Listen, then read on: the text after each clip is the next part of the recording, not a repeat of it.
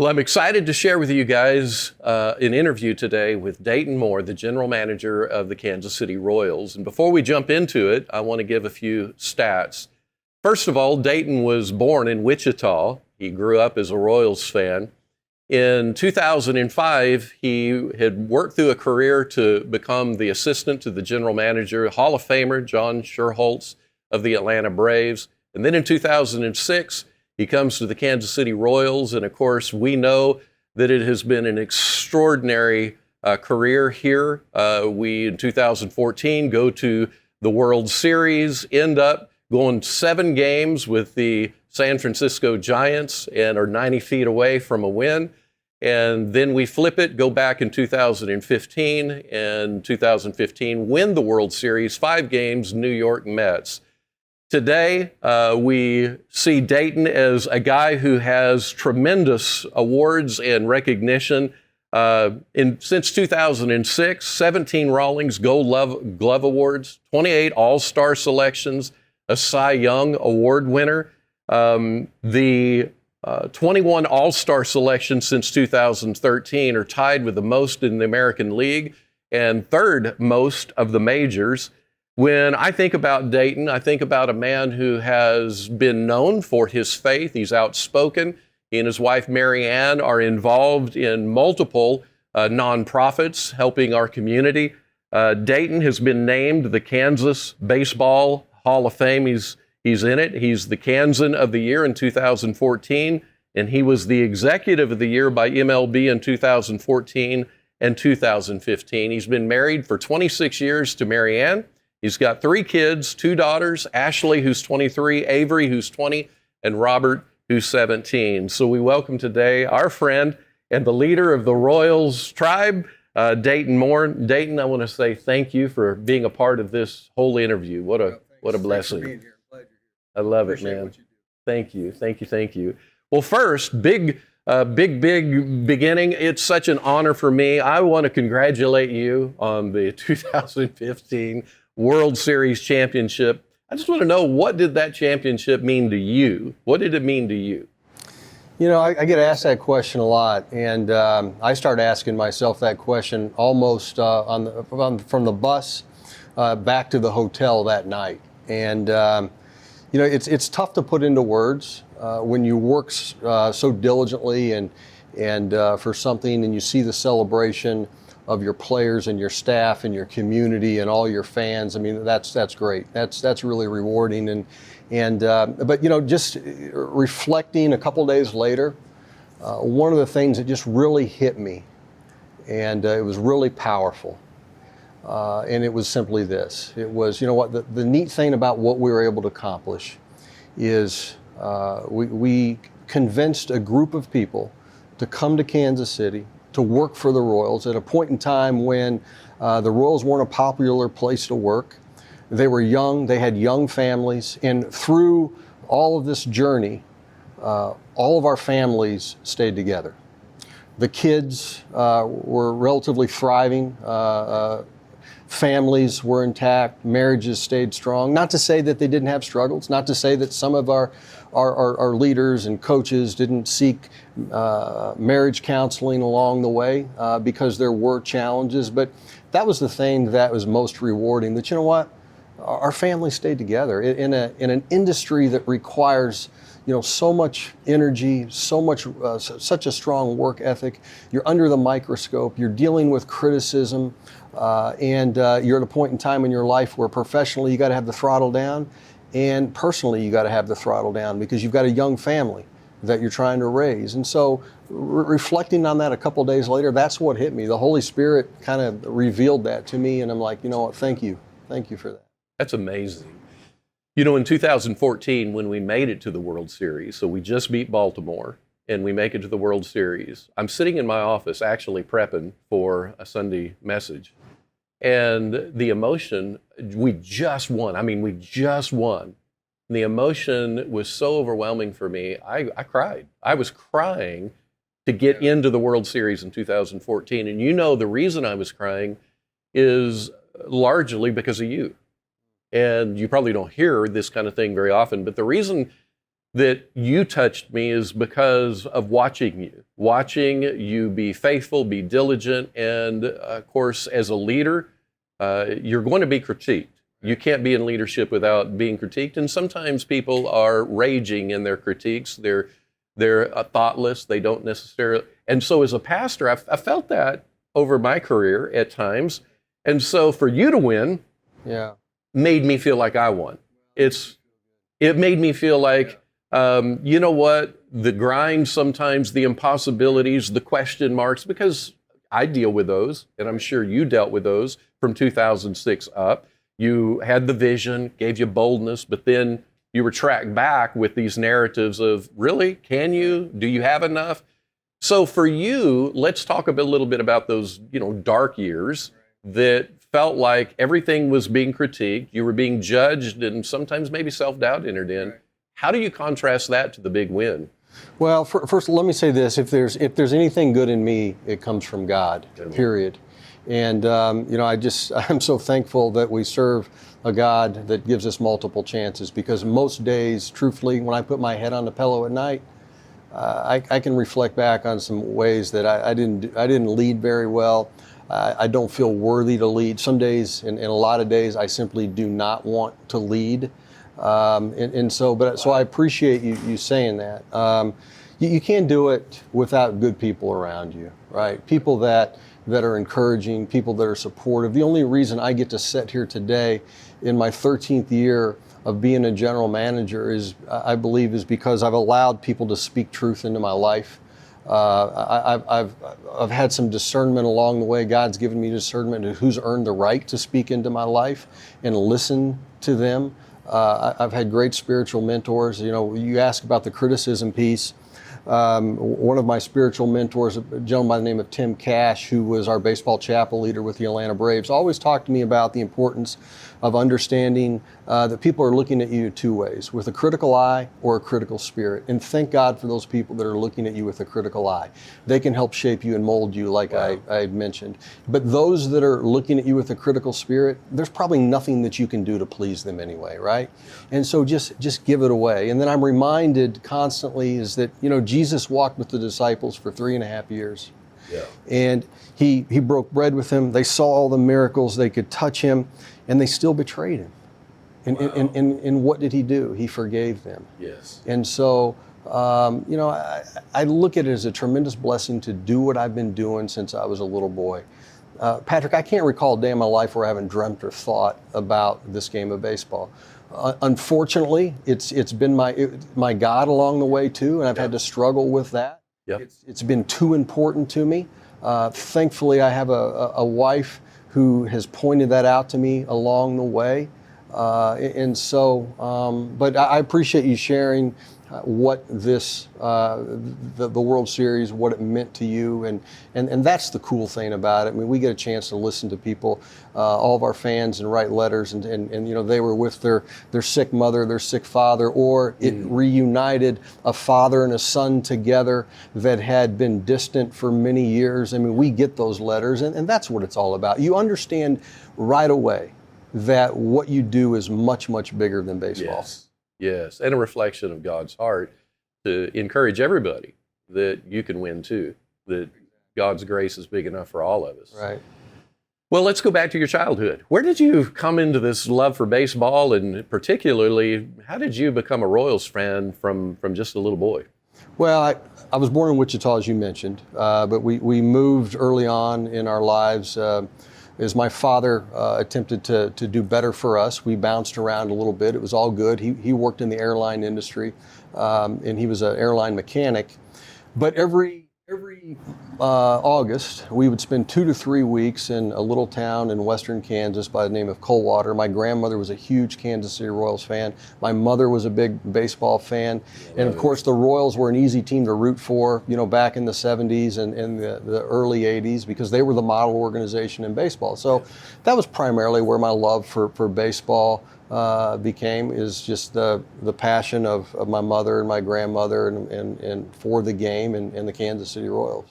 In reading your book on More Than a Game, you talk about how you would even in your coaching career. You would go back and read box scores with Grandma. Yeah.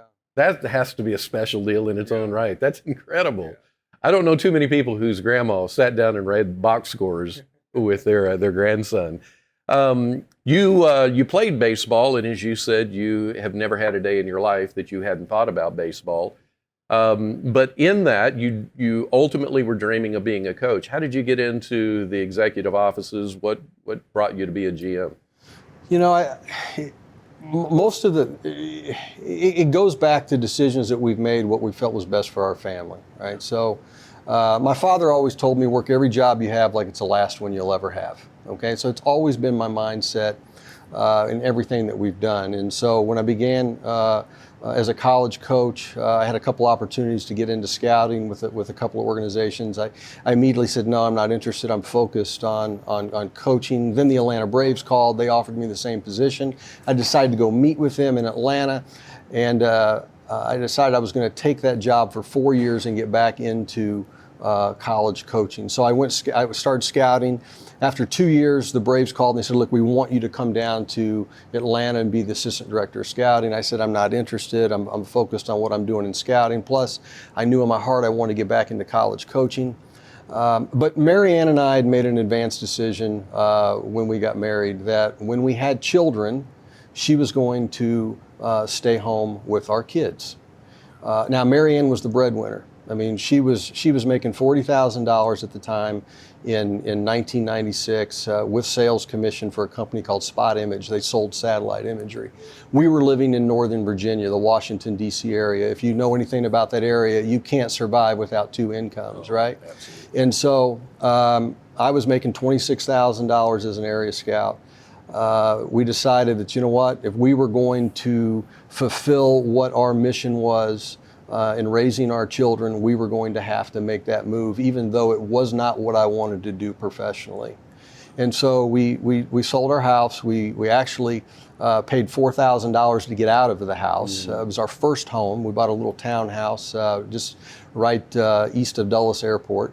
And we moved to Atlanta. Atlanta was affordable at the time. I got a raise. I was making $32,000, but we could live in the Atlanta area on one income during that period of time. So that's how the journey began into this line of work in baseball. That's incredible. I love how you stayed with your passion, your gifts, your surrender to Jesus about it has made room for you that might have surprised you, but really took you places. It did. It's amazing. It did. Well, let's talk a minute about professional athletes. What do you think is the most difficult part about being a professional athlete? Because you're not just a GM. Anybody who knows you, reads about you, knows that you kind of take a fatherly role in their lives. You care about them, and you see all of the dangers that are around them. What do you think is the most difficult part about being a professional athlete? Well, there's a lot of things that lead to that challenge. I mean, this field out here, this arena that our players perform in, it's a breeding ground for insecurity, right? Players have the freedom and the choices of manhood, and they have the responsibility of boys. It's not their fault. They grow up with so competitive. They got to be the best of the best. They get stuck in that world of comparison where it's robbing them of their joy, it's robbing them of their peace, it's robbing them of their harmony and their contentment for life, everything that you need to be successful. But they're a part of that world, and they have to constantly self-evaluate and compare to how they stack up to others. And so you have to know that going into it. And at the end of the day, Patrick, the most important thing that we can do is just continue to believe in them and encourage them and not judge them when they fail. And so people ask me all the time, why are players so inconsistent with baseball chapel? Yeah, yeah. And a lot of it is because when they do mess up, they stay wounded, they don't feel the grace, they don't feel the love. They don't feel that somebody's continuing to pursue them. And so what we've tried to do is just say, look, it's okay. You're going to make mistakes. Yeah, you're a new Christian. You've given your life to Christ, but guess what? Now it's going to be even harder. Yeah. But the great thing is now that you have that thing called grace, that we have in Jesus.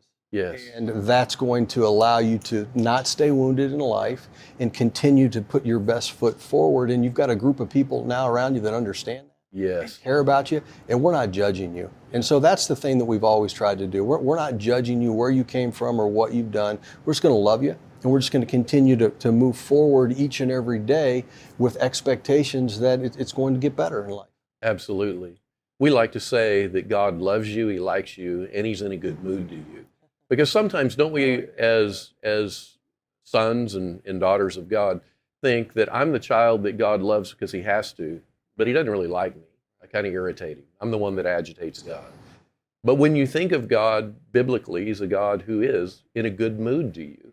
And that good mood, it's the goodness of God that leads our heart to turn to Him. Right. And so I think it's incredible that you have taken that posture as an influencer in their lives.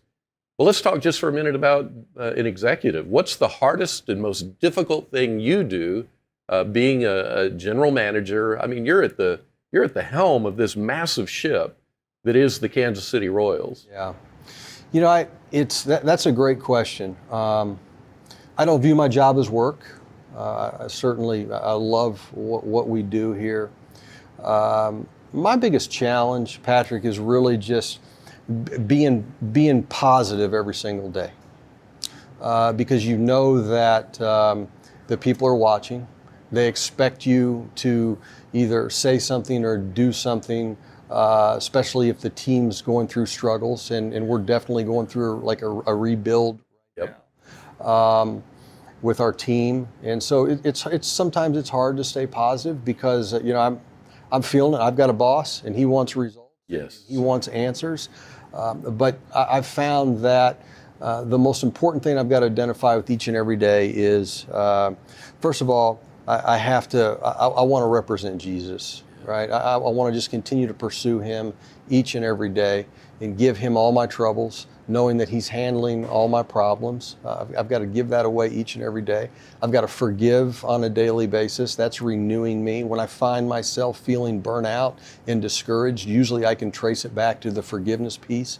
There's a relationship in my life that I need to mend, something I just need to give away. I need to understand that the most important team I have is at home, and in being a husband and being a father. The thing that I can do for my children more than anything else is work really, really hard to keep my marriage strong and serve my wife and love her the way Christ loved the church, sacrifice for her. I've always wanted to do well for her. I've always wanted to excel at my job, more for her than me. I've wanted to make her proud, and that's been important to me. I love that. Even in the pre-interview, just conversations we were having, you said that you went for a walk last night, and you guys are just talking through life and connecting.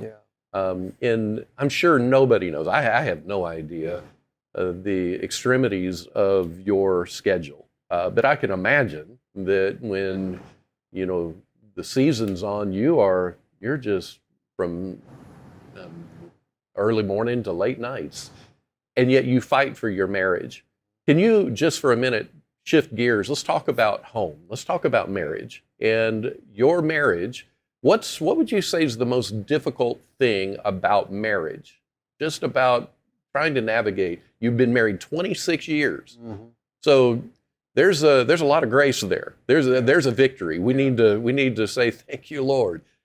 26 years, and you still respect each other, and you still love each other. So talk about that. What's the most difficult there? The hardest thing is putting her first.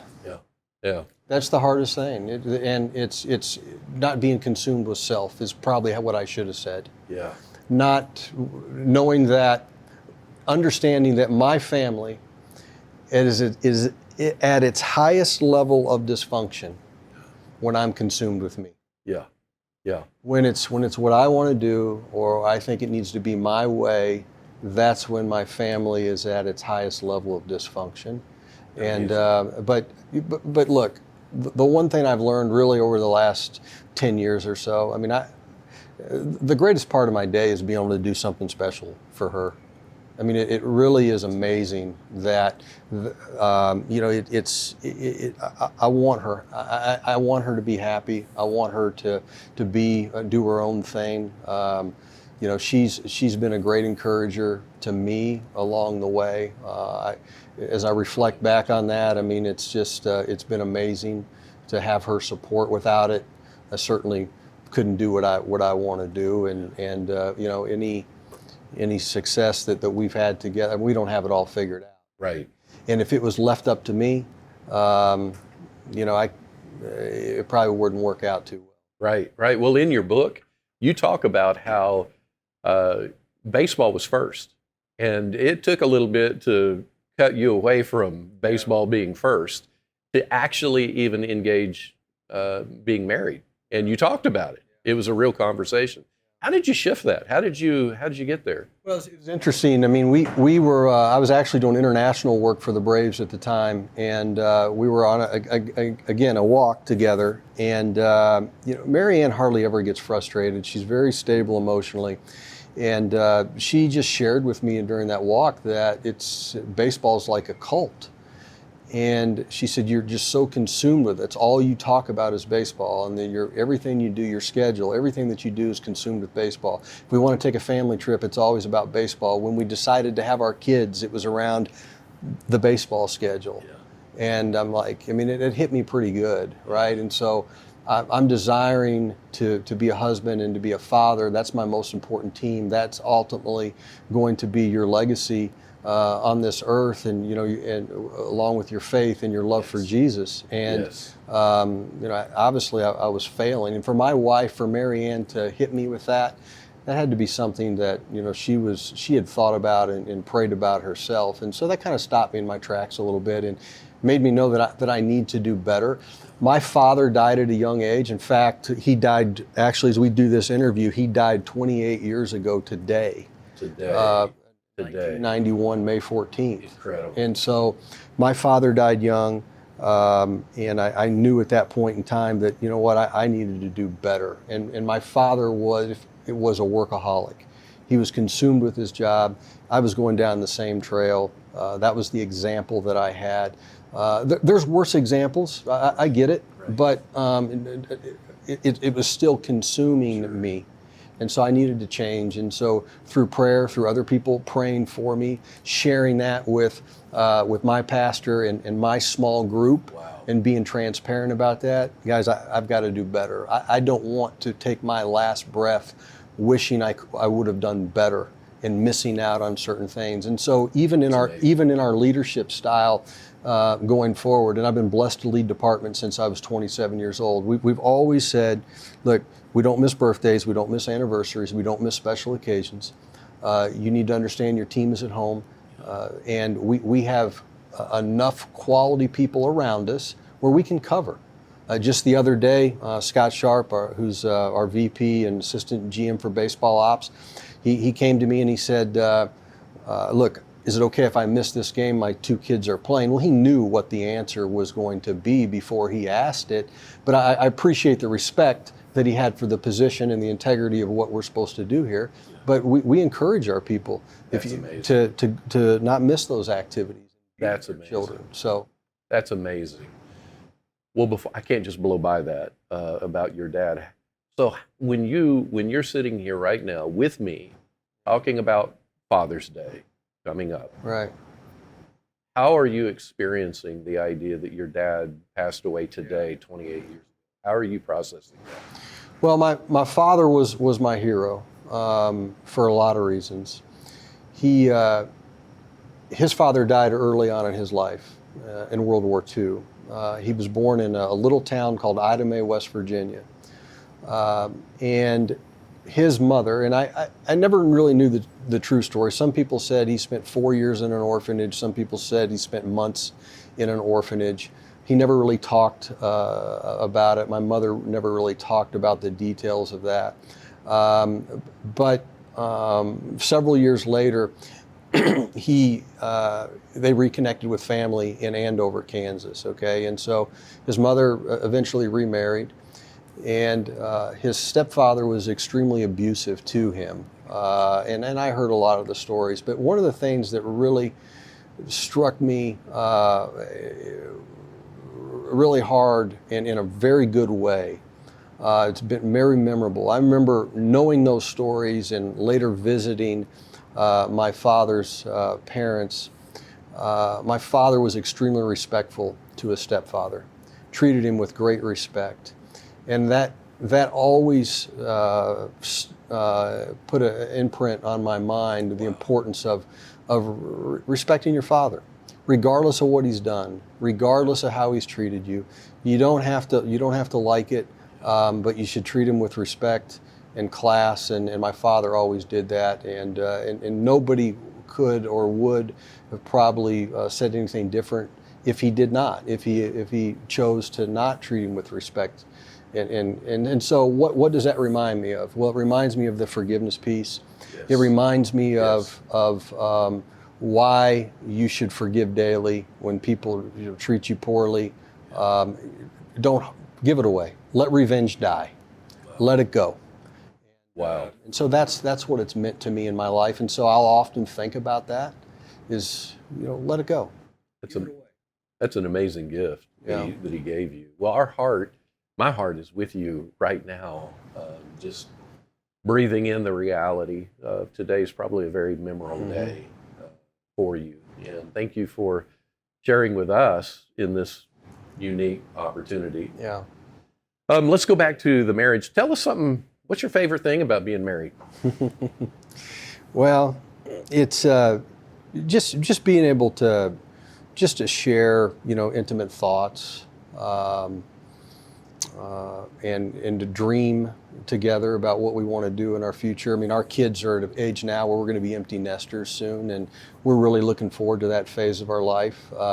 My wife likes to, to decorate things and how to renovate things, and so we talk a lot about those types of I guess plans. Good. She doesn't love to travel.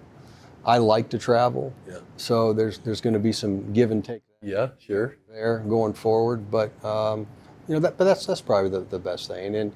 And of course, spending time in prayer together is really a special time when I get to hear her heart, and she gets to hear mine, and so those are special times. That's amazing. Well, you and Marianne have 3 kids, Ashley, who's 23, Avery, who's 20, and Robert, who's 17. What would you say the most difficult thing is about being a dad to parent throughout their young years all the way up? Well, it's all especially challenging. Most days, if I'm completely transparent and honest, I feel like I'm not a very good father. I feel like I can do much, much better. Again, seeking counsel from people like you and others, they remind me that Satan's a liar. Yes. But oftentimes I feel very inadequate. I feel like I say the wrong things, or maybe I say the right things, but at the wrong time. Yeah. So that's a challenge of mine. But I found that the best thing that I can do with our kids is pray with them. Yeah. That's the best thing I can do. Wow. And be very transparent when I make mistakes. And oftentimes my son and I have knelt together, our daughters and I have knelt together, and I have admitted to God where I've blown it and I've made mistakes. And God, I need help with the proper way to communicate and discipline. I need guidance there. I just want to be the father and the husband that you want me to be, God. And so those are some of the things that we've done together. But I've never, there's nothing that especially our older daughter, there's nothing that I haven't failed at in my life that I haven't shared with her. She knows my failures, right? I want her to know that. Yeah. Because the only thing, Patrick, the only thing I really have to offer is my mistakes in life. I mean, as a leader, that's really the only thing I can truly offer. Just complete transparency. Yeah. I don't deserve my wife. I had inappropriate relationships before I met Mary Ann. I don't deserve her. I know that. It's the grace of God. Therefore, I don't deserve my children. They belong to God anyway. And so I realize I don't deserve anything. And so I just want to try to be a character in their stories going forward, where I can just kind of, look, at the end of the day, I just want my kids to come home for Thanksgiving and Christmas, right? I just want to have that relationship with them. Right. Go forward. Well, I think it's a narrative that often happens inside of parents, and specifically we're talking about dads, where we don't feel like that we are enough, we're worthy, or we're valuable. We see our shortcomings and wonder if we damaged our kids. And yet, in fact, it is the gift of fatherhood and the grace that is in that. And ultimately, it's love, it's transparency, it's vulnerability, and letting them see that you're not hiding, you're not being inauthentic. So I really, really appreciate that somebody of your, what we perceive as your caliber of a leader, that you have experienced the same narrative. One of the questions I have for you is, you're well known for what's called honesty. That's the word people use, that you are honest. And in the business sector, the marketplace, and in baseball, people love it because they feel like that often they might have a bunch of cloudiness around what people are really thinking. You're very direct in terms of bringing what is. And I admire that. I look at that and I aspire to that. But I'm curious, how does that translate in your marriage and with your kids? Well, first, let me just say this. From the baseball world, that gets you in trouble a little bit. John Schuerholz, when he set me down before we came here, he said, look, one of the things that you're going to have to do a better job of, you got to learn to tell the truth a different way. You got to be able to. You can't be so honest with things that are going on with the team, and I understand where they're going with that. But I've always felt, you know what? If you have to, it's better to disadvantage yourself in negotiations or in relationships. Be vulnerable, as you mentioned, if you want to truly be understood and respected in a way that moves the needle forward in the relationship. I think it's so important, and so I don't want to be right. I don't need to be right. I just want us to be right. I just want us to thrive. And so whatever I can do in the leadership position, as a general manager, as a husband, as a father, just to make sure at the end of the day, we're all thriving, we're all moving forward. And I've found that the people that are in the leadership positions, they have to be the ones most vulnerable. They have to be the ones most transparent. Again, I think the only thing I can truly offer is my mistakes. And what I've learned from those mistakes. And that's like when one of our players, whether they make a mistake, and when Danny Duffy very publicly got his DUI, I've said in that press conference, that could have been me. As a young 20-year-old in college, getting behind the wheel.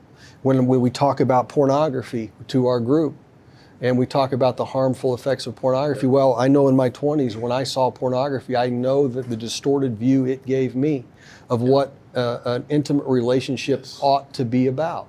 I know the harmful effects of it. And so we don't look at anybody in a judgmental way. So look, I've been there, I've made those mistakes.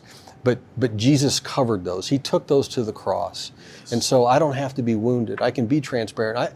I would rather be persecuted for who I am than praised for somebody I'm not. And I'm not going to go through life as a father and as a husband and as a member of this community as somebody that feels like that I've got it figured out, because, Patrick, I don't have it all figured out. And like I said, most days I feel like I am failing. And I need Jesus. I need to continue to pursue Him daily, and I need people around me that are going to pray for me and encourage me. Yeah, absolutely. Let's switch gears just for a second on parenting. What can your kids do? So you're dad. What can your kids do to make you feel special, valued, alive?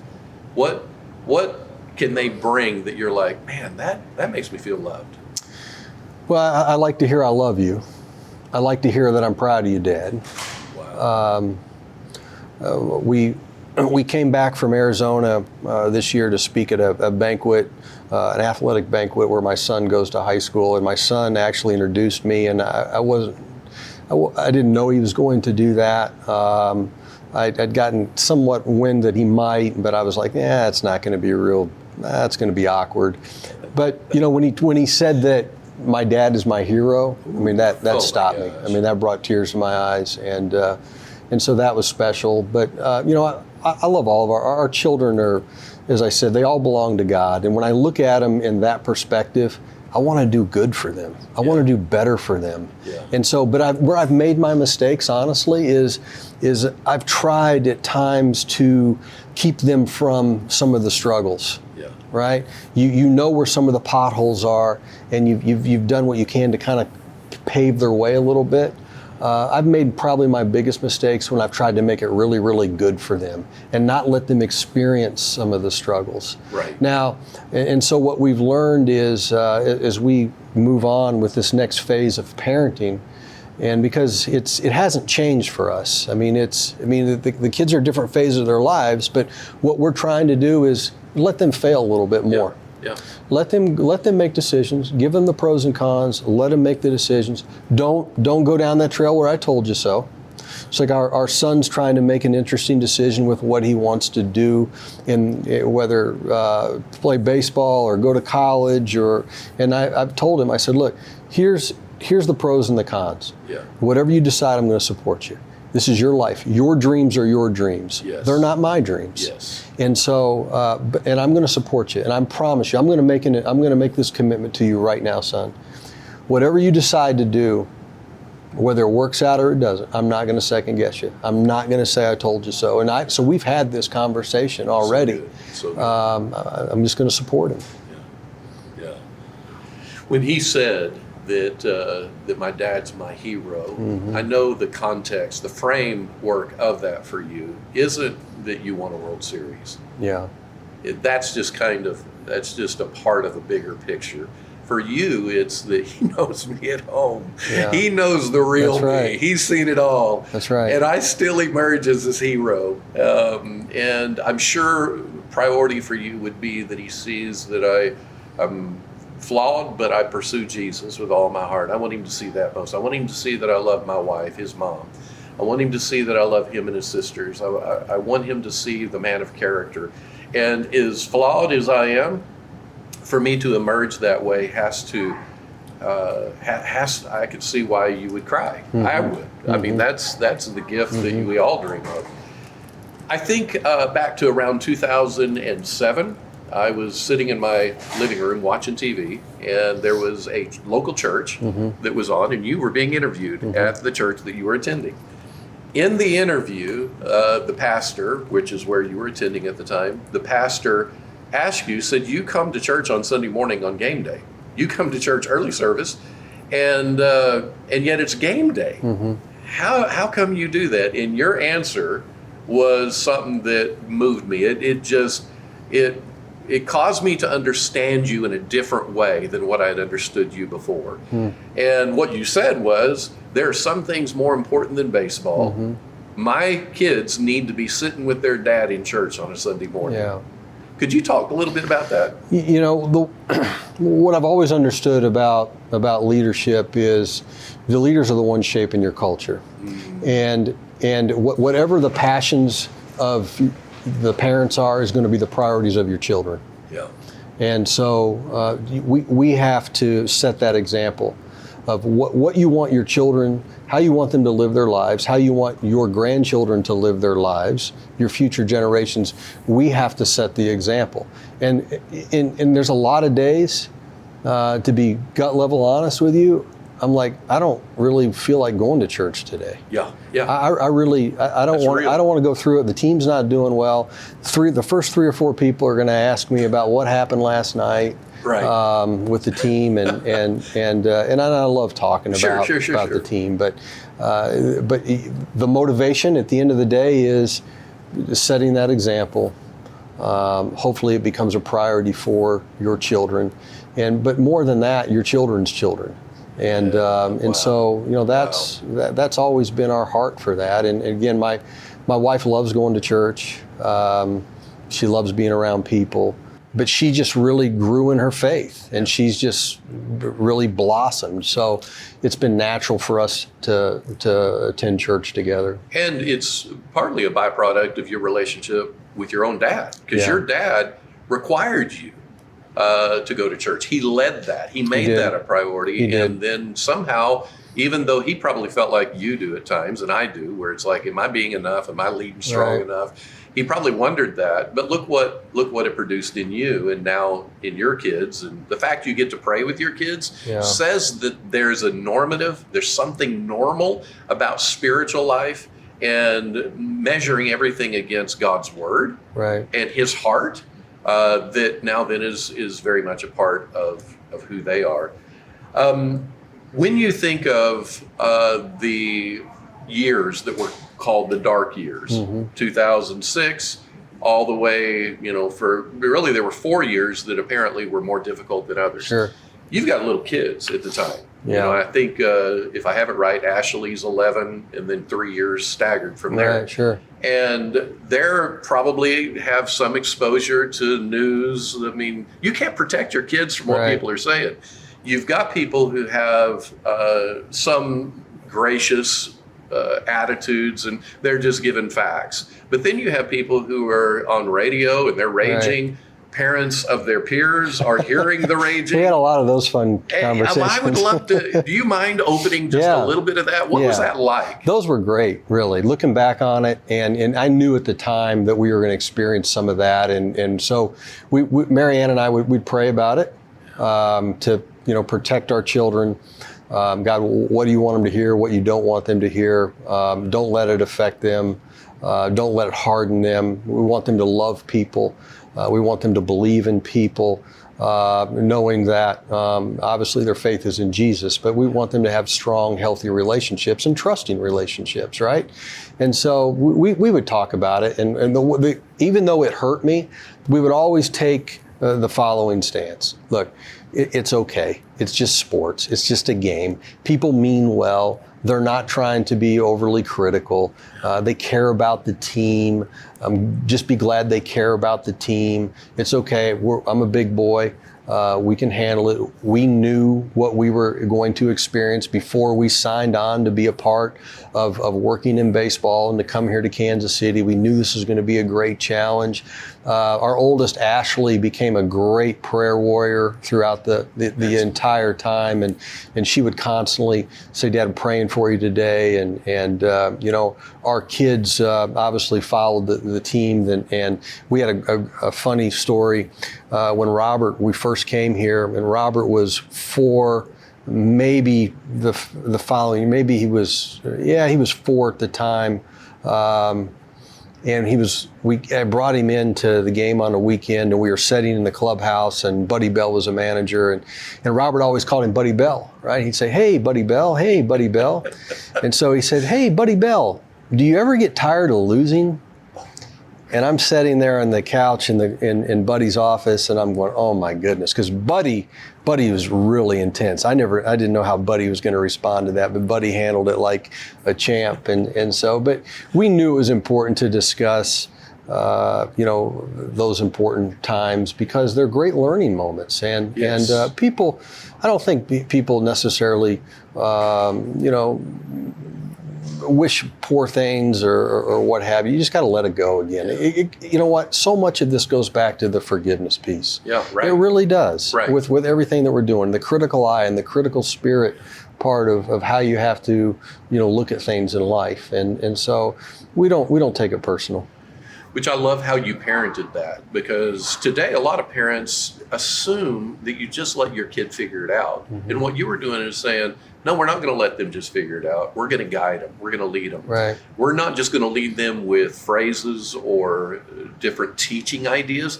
We're going to lead them with heart and attitude.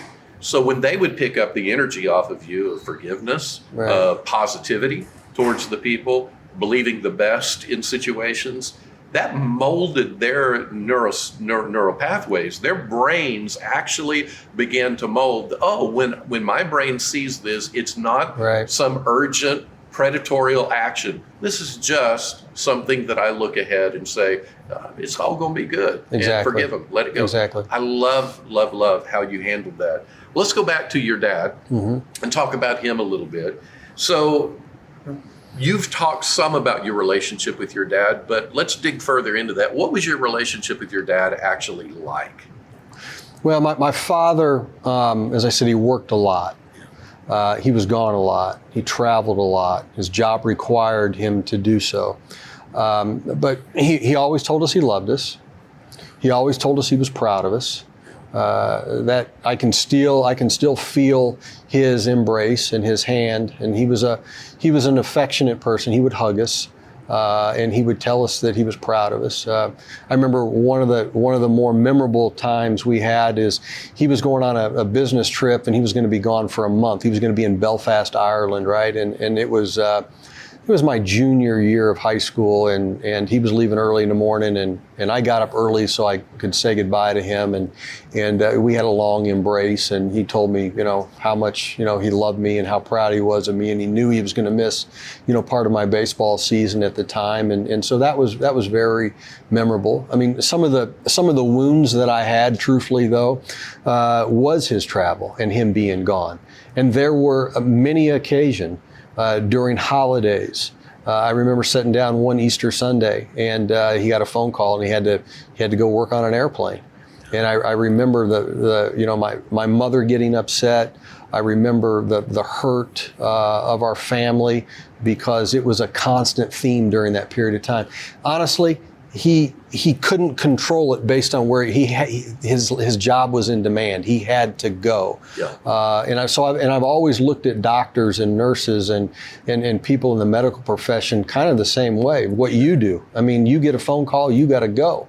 And so I've always had I've had empathy for people in those situations, but those are some of the things that was particularly stressful. My mother probably didn't handle it as well as maybe she could have. I mean, she resented it a lot, but at the same time, it was what he had to do. One time, your dad, you were playing ball, I think in college, and you're complaining to your dad, telling him how frustrated you are with your coach, and I think you're calling him crazy and nuts and stuff like that. And your dad gives this great line to you and says, "Well, son, maybe it's because he cares about you," right, and turned it into a positive. Right. What were those kind of statements, or maybe even like the statement where when you had missed an opportunity, there was an opportunity that came up that you were overshot by, and they didn't hire you, and he said, "Well, they're probably going to call you on the way to the airport," and you said that the belief he had in you, the positivity he injected into you in that conversation meant so much. What were those conversations like? Yeah, I remember the issue with my college coach, and he was tough, right? He was real tough, and it's really very typical of coaches back in that era. And I remember calling home and telling my father that I'm going to transfer. This isn't going to work. There's no way I'm going to play for this guy. And he said, "No, you're going to stay right where you are." He said, "There's always going to be somebody your whole life telling you you're probably not good enough, that doesn't believe in you. You're going to stick it out, and you're going to persevere through it. And at the end of the year, we'll sit down and we'll discuss it if you still feel the same way." Well, that support, that advice helped me persevere and ended up being one of the best experiences of my life. Coach Slobko, who was a coach at Garden City at the time, still remains somebody that I talked to, and actually took my son to meet this past December. And I remember those encouragement times too. When I got released by an independent team, the Erie Sailors out of Florida. And I called home, told my parents that my baseball career was over. I'm going to transfer into coaching. And my father got on the phone, and I explained it to him. And that's a true story. He said, "Son, I'm sure they made a mistake, and you'll probably get a call before you get to the airport that you're back on the team." And I remember thinking during that period of time, I mean, that's pretty cool. This guy's continuing to encourage me and believe in me. And I knew it was over, but he wanted to keep that positivity alive. Which, speaking of dads and their impact in our lives, for a dad to believe in us, And just to give an encouraging word. We're so busy today. There's so few times that we have to even interact, but just to get a text, just to get a word of belief and energy that I care about you and I believe in you. That goes a million. You know, one of the things that I've learned, and I've just really understood it over the last 4 or 5 years. But words written and spoken should be to encourage. And encouraging words is what motivates people more than anything else. Just be an encourager. Believe in it. That's a lesson. And that's been powerful. But, you know, my father was a very positive, optimistic person. I know that came from the Holy Spirit because of what he went through in his childhood. And so I'm just really thankful for that. Well, let's talk about your spiritual life. And you have a growing relationship with Christ. Just kind of tell us how all that catalyzed. How did that begin? Well, you know what? My father was the spiritual leader of our family. So I knew the importance of a relationship with Christ.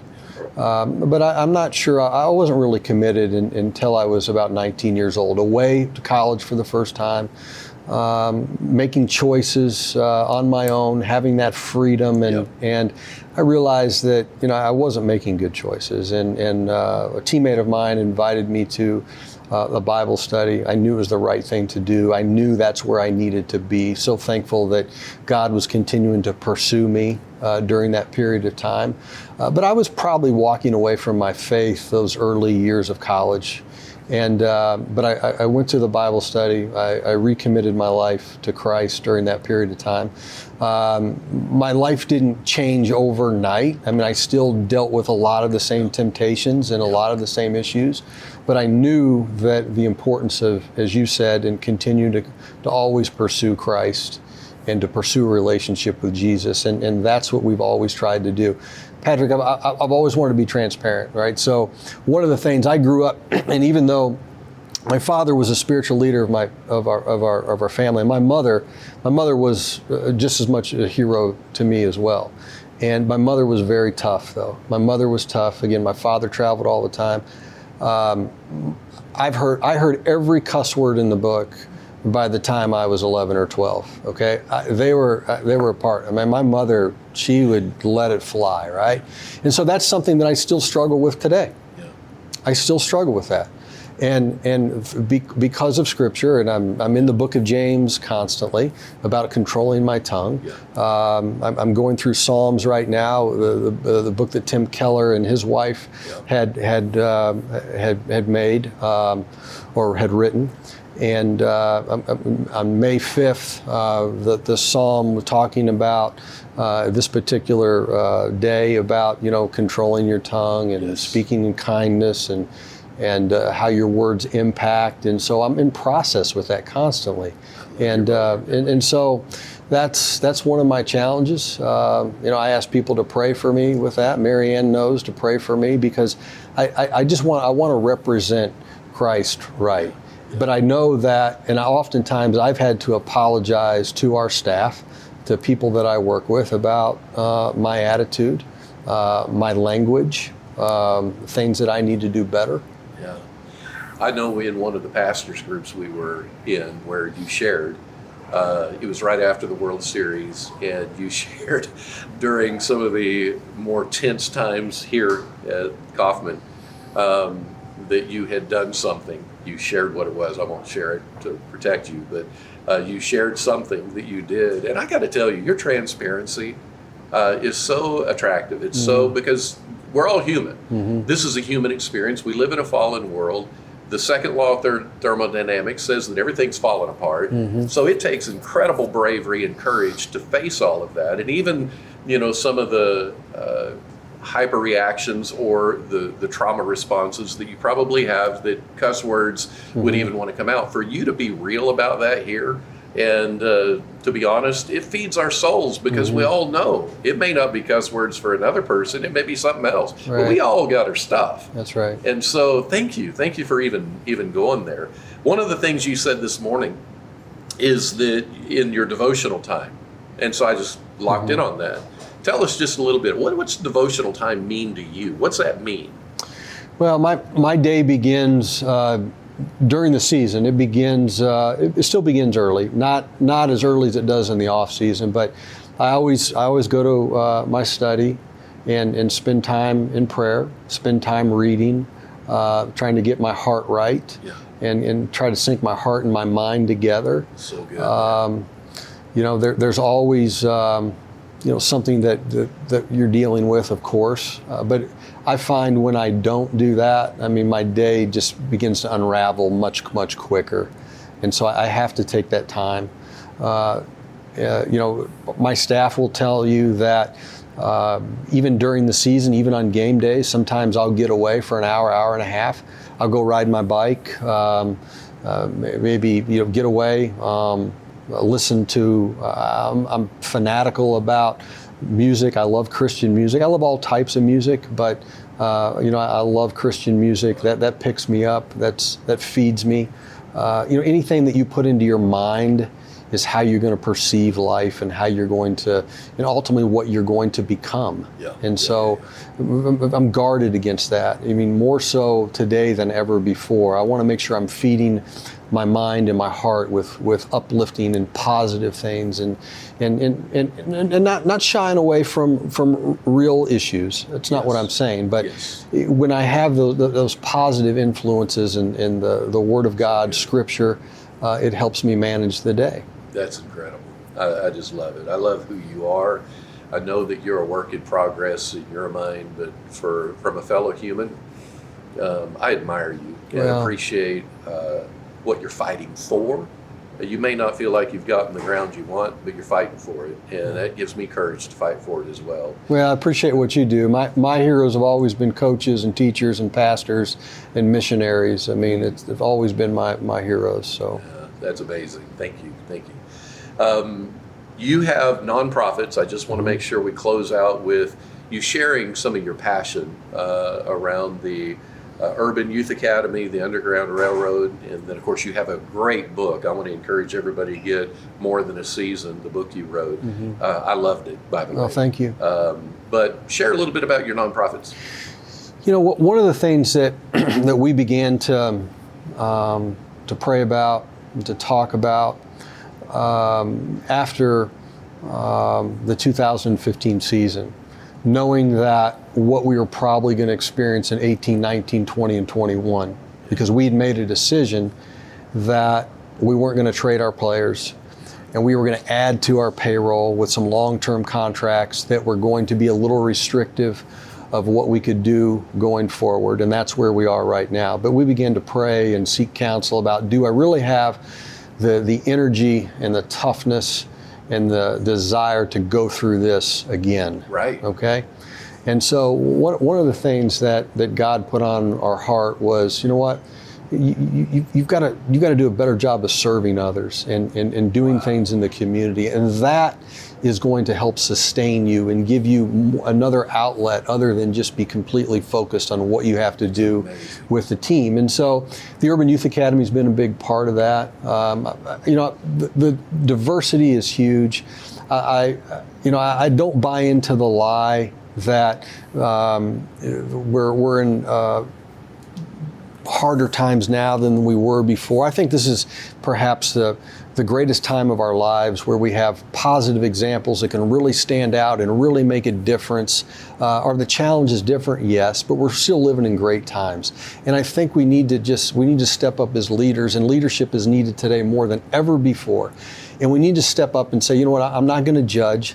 I'm going to do what I can to bring people together, different races, different backgrounds, different educational backgrounds, bring people together. And the Urban Youth Academy has been perfect for that, where we're trying to bridge the gap between the urban and the suburban and the rural parts of Kansas City, break down barriers, bring people together through the game of baseball and softball. And so where, that's the racial tension that exists today it's so much better than it was back in our parents' days, okay? Right. But we still have to continue to try to understand each other.